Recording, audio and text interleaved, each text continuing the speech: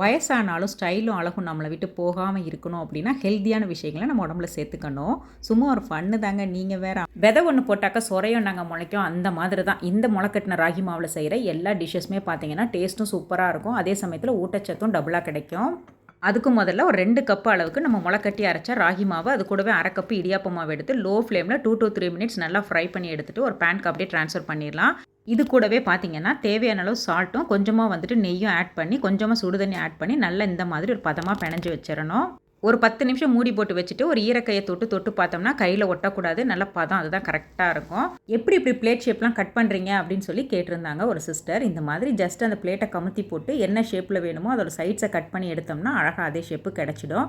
அதுக்கப்புறம் நம்ம பிணைஞ்சு வச்ச மாவு எடுத்து கொஞ்சம் கொஞ்சமாக இந்த மாதிரி திருகில் போட்டு திருகி எடுத்தோம்னா அட்டகாசமான இடியாப்பம் ரெடி ஆகிடும். நல்லா தண்ணி கொதிச்சதுக்கப்புறம் ஒரு 5 நிமிஷம் மட்டும் ஸ்டீமில் பண்ணி எடுத்துட்டா போதும். சூப்பர் அண்ட் டேஸ்டியான ஹெல்த்தியான ராகி இடியாப்பம் ரெடி ஆகிடுச்சு.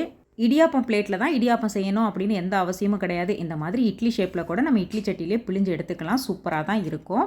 கால் கெடுக்க நின்னாலும் சிங்கப்பூருக்கெல்லாம் எந்த இடியாப்பக்காரரும் வரமாட்டார். ஸோ காத்திருக்காமல் நம்மளே இடியாப்பக்காரராக மாறிட வேண்டியதான். பிடிச்சிருந்தா சப்ஸ்கிரைப் பண்ணுங்கள். தேங்க்ஸ் ஃபார் வாட்சிங்.